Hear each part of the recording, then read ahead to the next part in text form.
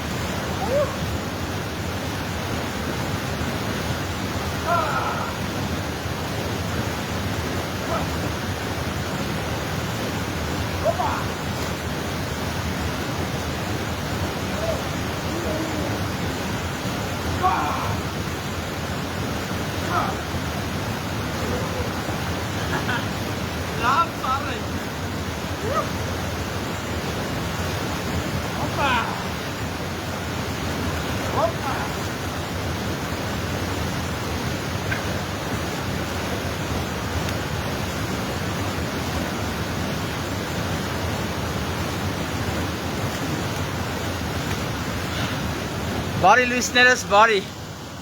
բարի մարդիկ, Սպարտակ Ծառուկյան ջան, Սմոտրիտ, ողջույն եղբայր, այսօր, ես անցյալում, մի 10-20 տարի առաջ, էլի երկու անգամ էի մտնում, միշտ մեր ուսուցիչն է սովորացրել էլի, բայց այսօր առաջի օրը երկրորդ անգամ մտա, դե էդի մի քիչ ինքնազգացողության հարց է եղբայր, վայ, այնպես որ շատ ուրախ եմ, ձեր համար, ձեր ընտանիքի համար ու բոլոր նրանց համար, ովքեր մինչև հիմա էլ հետս թեկուզ սենց օնլայն լողանում են, որովհետև կա այդ վիճակը, եթե լրջանանք մարդու մտքի վիճակը, ոնց տրամադրվում ես, այդպիսին էլ դառնում է մտքիդ վիճակը, անգամ զգայարանների պահն էլ է աշխատող, տենց մի բան կա չէ, բոլորն էլ կիմանան, որ հիվանդ մարդուն, լուրջ հիվանդություն ունեցող մարդուն, ուղղակի կավիճով սարքած դեղան նման հաբ են տվել, հալալա քեզ քո կյանքը ուժեղ է, կամքը, ձերն էլ է ուժեղ, Սպարտակ ջան, բարի լույս աղբերս,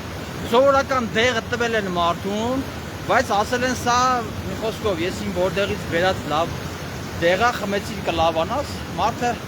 լավացել է, ես ինքս, օրինակ յոգայով, ուղղակի վարժությունները, որ անես, առաջի վարժությունը սարի կեցված, 10 վայրկյան, որ պահում ես, չէ, դու արդեն էներգիա ես ստանում, տեզերքից, ամեն ուրեկից, օդի մեջ սենց ասել, բայց նաև ես այն մարդկանցից եմ, ովքեր հավատով են արել այդ ամեն ինչը, երբ որ հավատով ես անում, արդեն քո մտքի վիճակն էլ է փոխվում, շատ բաներ է փոխվում, դե լավ եղեք, հարգելիներս, կհանդիպենք ամեն օր